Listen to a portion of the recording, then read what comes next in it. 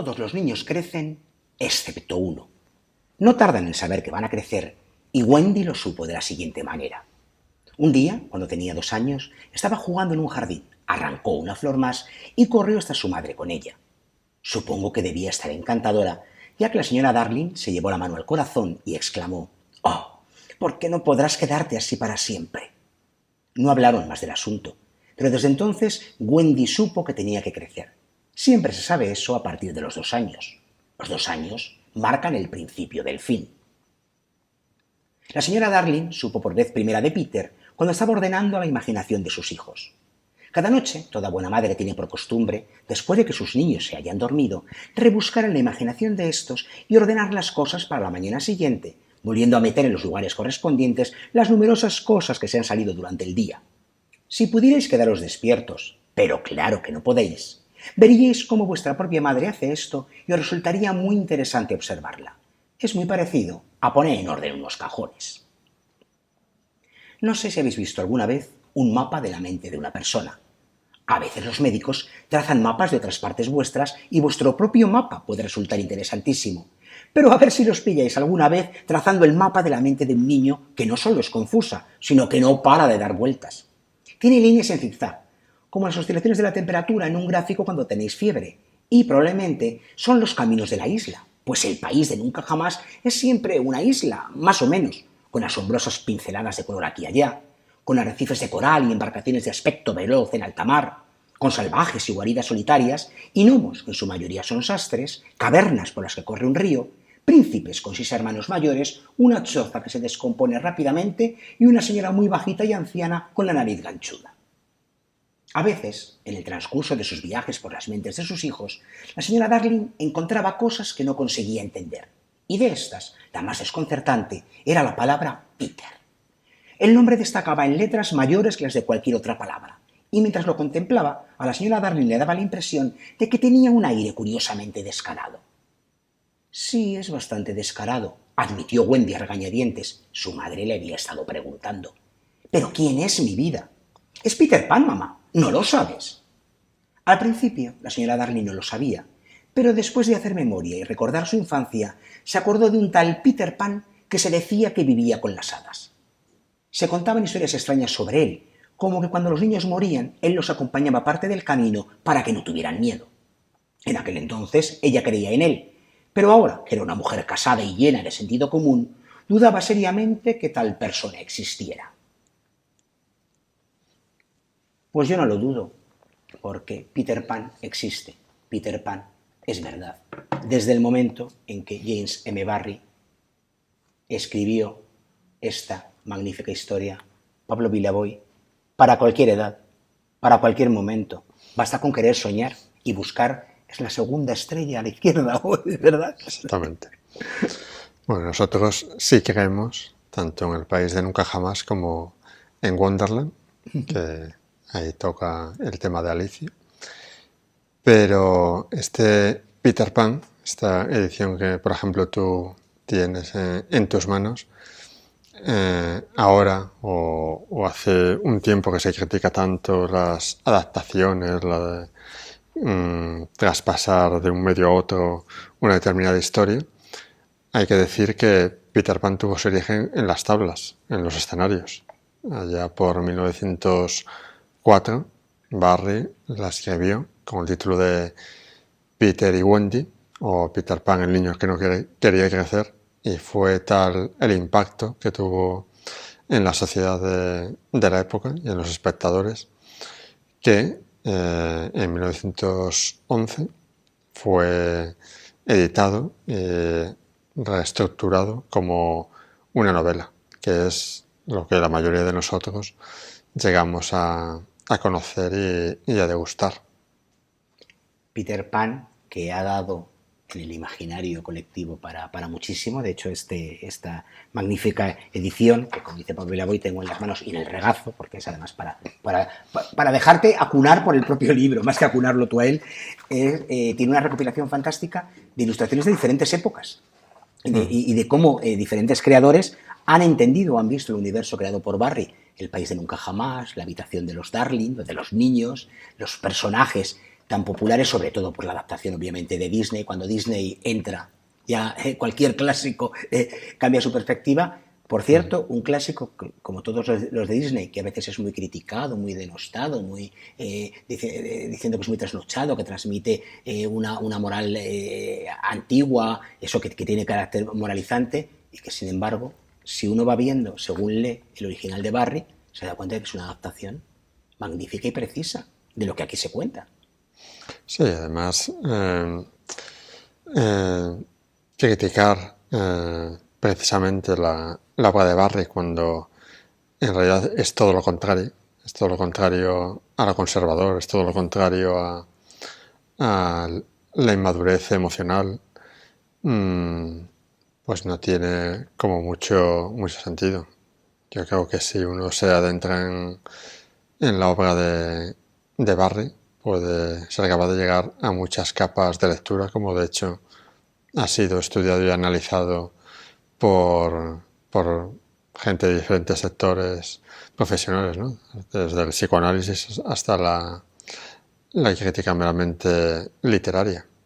Así que esa lectura plana de la historia, tanto sea de la adaptación que ha hecho Disney como de la lectura en sí, no tiene mucha razón de ser o simplemente responde a un empeño por no querer ver lo que hay dentro de esta trama, de la historia de este niño que no quiere crecer.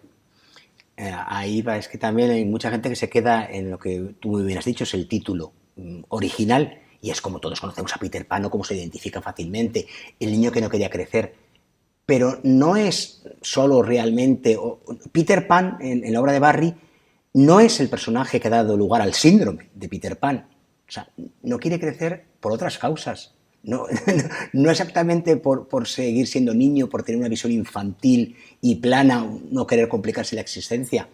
Hay mucho más en por qué Peter Pan quiere seguir siendo, y digámoslo así, conservando ese estatus que tiene viviendo con las hadas.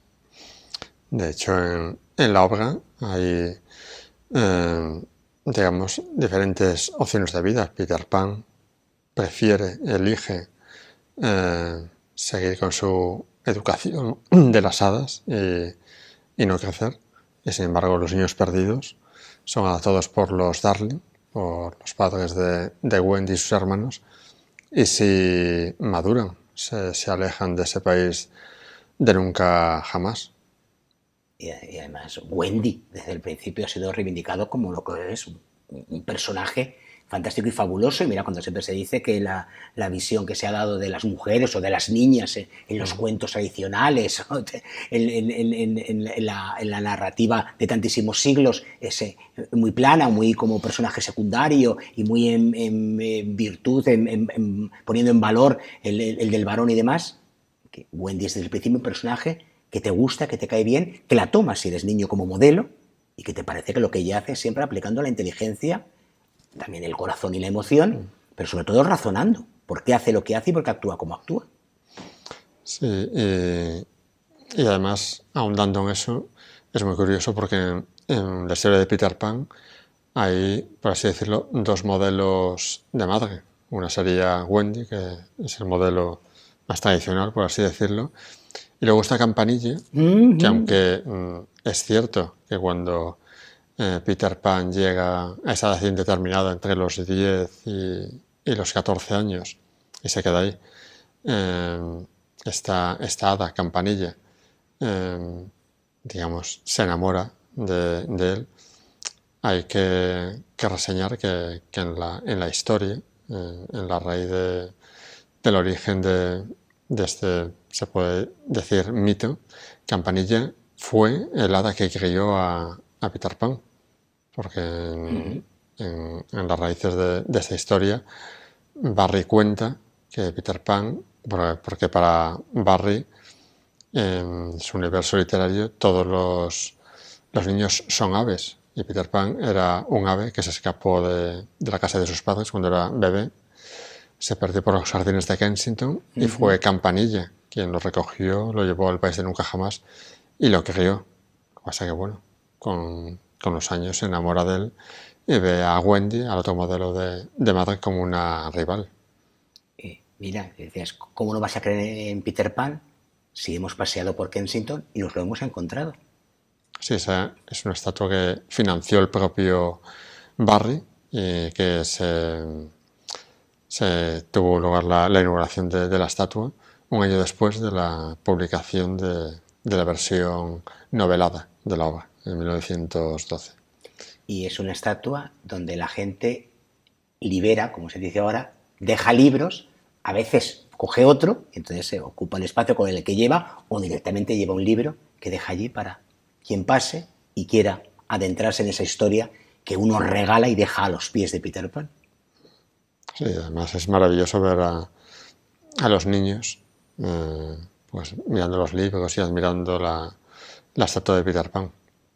Que hablando de niños, Barry inspiró tanto esta historia de Peter Pan como otras muchas en una familia, los Yeoling, que, bueno, para quien no sepa un poco de la historia, puede descubrirla en una película que se llama Descubriendo Nunca Jamás, que cuenta la historia precisamente de la familia con la que tuvo relación Barry, que era una viuda con unos 2 o 3 niños, a los que Barry les escribía obras de teatro y en ellos, concretamente en uno de esos niños, se inspiró para el personaje de Peter Pan. Un mito vigente, un icono, un personaje que ha quedado y que está ahí, que sigue dando y sigue motivando y sigue inspirando, porque hace muchos años vimos en Londres una obra de teatro que reunía precisamente al niño que inspiró Peter Pan con la niña, ya ambos adultos, especialmente la niña, porque era más mayor, que había inspirado a Alicia. Que eso sí fue real, todo lo demás está inventado, fabulado, perfectamente armado por el dramaturgo. Pero esos 2 niños, Peter y Alicia, Peter and Alice, dieron pie a esa obra de teatro que interpretó Judi Dench junto a Ben Whishaw. Sí, yo creo que dentro del universo literario anglosajón, concretamente de la literatura infantil juvenil, Peter Pan y Alicia son los 2 mitos por antonomasia y que siguen vigentes y seguirán vigentes en el futuro. Hay que decir que de Peter Pan, George Bernard Shaw, cuando vio la obra teatral, dijo que la admiraba, que teniendo la apariencia de una obra para niños, en realidad era una historia para adultos. Es que estaba pensando, igual que le ocurre a Alicia, o sea que están escritos en un código tan versátil y tan auténtico y tan de verdad que los niños entran en ese universo, no se hacen ninguna preguntas más que las que, digámoslo así, marcan las reglas de esos, valga la redundancia, universos. Y claro, los adultos ya, pues un poco lo que hemos esbozado en la lectura y se ve, claro, ya la señora Darling casi ha olvidado a Peter Pan. Y cuando le mira, pues le mira como diciendo, es que yo ahora ya soy una señora adulta, casada, ya esto a mí ya me viene como grande o lo he superado. Pero sin embargo, hay mucho que seguir aprendiendo, tanto en el texto de Lewis Carroll de Alicia como en el de Peter Pan de Barry. Sí, más en concreto, Barry nos enseñó a través de Peter Pan que basta con un poquito de polvo de hada y pensamientos felices para poder volar. Ese sueño que todos tenemos, recurrente, que volamos, pues gracias a Peter Pan volamos de verdad. Una auténtica joya, tanto como está editada esta en concreto, como tantísimas ediciones fantásticas que hay del Peter Pan, como las diferentes versiones, algunas muy poco acertadas, como la del maestro, pero ahí no, Spielberg. Pero bueno, no siempre Peter Pan puede inspirar cosas positivas, ¿no? Bueno, lo bueno es que sigan imaginándose nuevas recreaciones de esta historia universal. Pues este es, digamos, nuestro clásico de hoy. Clásico, este libro, esta historia, que sigue viva y va a seguir viva siglos y siglos y siglos.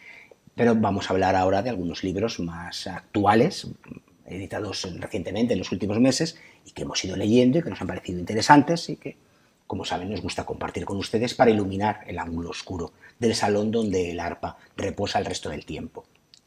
Esta es la nueva novela de Carlos Aurensánz, El tejido de los días, publicada por Ediciones B.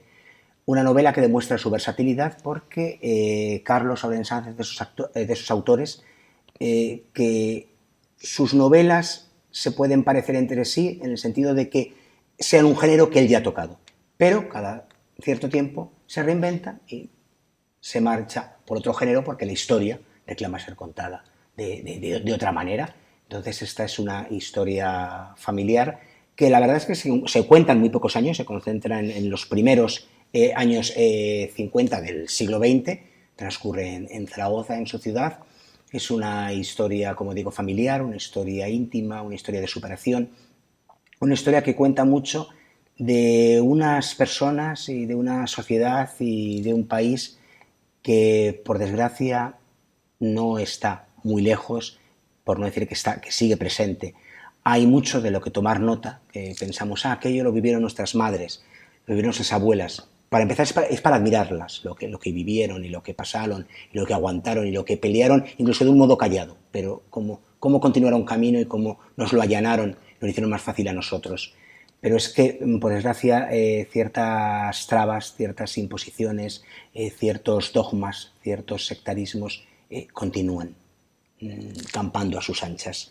Y Carlos lo denuncia de un modo muy emocionante porque lo hace a través de una historia, o de muchas historias, de varias historias, y además lo hace mezclando diferentes tramas, y cuando parece que te está contando la historia de unos personajes sobre todo, son otros los que cogen el protagonismo, esos personajes continúan ahí, pero por el momento, digámoslo así, los aparcamos o pasan a un lugar muy secundario, hasta que luego es su historia la que va completando la de los que han sido protagonistas durante unas cuantas páginas, y así va, nunca mejor dicho, tejiendo los días, tejiendo la historia y la trama de esta novela realmente apasionante. ¿Cuánto tienen que aprender algunos escritores a tejer de verdad sus historias y a que las costuras no se noten? Si no se me ha entendido, no importa, que sé que más de uno ha captado mi ironía. Pues este fantástico libro, publicado por Ediciones B, nos da paso a una biografía, Pablo Vilaboy, de una señora admirable, Iris Murdoch. Son palabras mayores. Considerada la mujer más inteligente, aunque con el tiempo la frase que es de John Bailey, de su viudo, se transformó en la mujer más brillante, en lo que escribió fue inteligente. Ambos adjetivos le cuadran y se quedan cortos. La mujer, como digo, más inteligente o más brillante de Inglaterra, Iris Murdoch, la hija de las palabras, como la llama María Gila en esta biografía publicada por Berenice. Bueno, esta biografía que es un estudio, realmente, porque entra a esas palabras, entra a lo que escribió y va contando muy bien lo que Iris Murdoch pudo querer contar, porque a veces, ¿sabes?, eso está sujeto a interpretaciones de los lectores, con su propia vida, con su propio devenir, y no se puede olvidar el triste final mental y físico de esta mente brillante. Sí, pero bueno, como bien dices, ahí están sus palabras, que bueno, nos ha legado para su estudio y su disfrute. Hay que decir que, al menos en España, creo que es una ilustre desconocida, aunque hay mucha obra editada de ella. No creo que haya sido una escritora que haya tenido todos los lectores que se merece, al menos en nuestro país. Así que si este estudio aproxima a la gente a su obra, pues bienvenido sea. Es un modo de invitar a entrar en ese territorio fantástico y, como dice Pablo Vilaboy, aún por explorar. Incluso quien lo conozca, siempre queda mucho por explorar y por aprender de lo que Iris Murdoch plasmó en sus novelas, en su obra, en sus ensayos, en todo lo que ella hizo. Si me permiten la anécdota, yo conocí a Iris Murdoch como personaje, antes que como escritora, como dice Pablo, por ese, entre comillas, desconocimiento que hay de ella y que sobre todo había en aquellos años 90 en este país. que es cuando John Bailey viene a España a presentar Cartas a Iris, le decíamos así, Cartas a Iris, que es el libro en el que cuenta la enfermedad, el terrible Alzheimer, que, como sabemos, borra mentes, borra memorias, borra afectos y que, hay que decirlo así de crudamente, anuló a Iris Murdoch. Pero, aunque María critica un poco el modo de narrar a John Bailey, yo nunca olvidaré el cariño y la ternura con la que durante la entrevista me hablaba de ella. Y creo que el cariño y ternura que desprende su libro Elegíaco. ¿Y qué me abrió? Las ganas y el interés por esta mujer, que desde luego aquí está magníficamente reflejada, estudiada y además dialogando con su obra y dialogando con los lectores, tanto los que ya haya tenido como los que pueda tener. De nuevo, un estupendo ensayo publicado por Berenice, que escoge muy bien los textos que edita. Y, si me lo permiten, hoy estoy abusando mucho, he dicho varias veces si me lo permiten, pero quiero terminar con el programa con este libro, que es el quinto caso del inspector Montfort, publicado como los anteriores por Maeva, del queridísimo y admirado Julio César Cano. Incluso la muerte miente, y al título, ven ustedes cómo es esto, la muerte, que dice, lo único seguro, lo único inapelable, pues la muerte puede mentir. Una estupenda novela, la quinta, como digo, pues no hay quinto malo, no hay quinta mala, pero es que realmente el programa, aunque esté haciendo referencia al blog, pero saben que el blog y el programa son uno, porque un servidor, el arpa de Becker, que es lo importante, aparece aquí hablando de la obra de Julio César Cano, y me hace especial ilusión porque nos consta a quienes tenemos el honor de compartir esas dos páginas, que Julio escogió las frases y las personas que quería que estuviesen aquí, pero no os dijo nada hasta que el libro estuvo publicado. Sé que la sorpresa fue recibir el libro y encontrarte, que estás aquí. Deberías leerla para los espectadores, ¿no? En algo muy largo ya me conocen, verborrágico, perdido, pero una frase que seleccionó Julio que dice: novelas que crean adicción y convierten al lector en seguidor, en fan, en aliado impaciente por regresar a Montfort. Pues podemos regresar a Montfort las veces que queramos, porque aquí está esta quinta novela, como digo, publicada por Maeva, como todas las anteriores, que las tres primeras ya están en bolsillo, que además son muy, muy cómodas y muy manejables. La cuarta, no sé si ha aparecido en bolsillo, aparecerá en breve, pero déjenlo ahí porque ahora mismo la memoria no es la que es y me falla, pero bueno, los tres primeros seguro que están editados en bolsillo. La cuarta, Flores Muertas, una novela estupenda, pero es que esta quinta, Julio, lo supera todo porque es una serie que se puede leer, por cierto, descolocada y cada novela independiente, aunque obviamente la evolución del personaje es muy interesante seguirla desde aquel asesinato en la Plaza de la Farola fundacional, pero sobre todo por cómo Julio cada novela la hace distinta. O sea, uno reconoce el estilo, al margen claro del personaje, uno reconoce los temas que le interesan, uno reconoce el modo de narrar, pero cada novela es diferente. Consigue dar, como el maestro Henry James, vueltas de tuerca y que ninguna sea igual, repita fórmula, repita esquema, cada una toma su propio camino, su propio modo de narrar. Así que por eso nos congratula mucho más que el arpa de Becker esté dentro de este libro, Pablo. Bueno, podría ser menos, ¿no? Pues a veces la muerte miente, pero lo que no miente, yo creo nunca, es el tiempo. Y saber además que en televisión es absolutamente implacable, y cuando ya estás cómodo y relajado es cuando ya ha pasado y tenemos que quitar el arpa y llevarlo al rincón oscuro otra vez. Bueno, pues nos vamos volando con un poquito de polvo de hada y pensamientos bonitos. Nos vamos con Peter Pan, nos vamos como Peter Pan, nos vamos a iluminar con polvo de hada el ángulo oscuro del salón, el arpa de Becker volverá a sonar y les esperamos. Hasta pronto.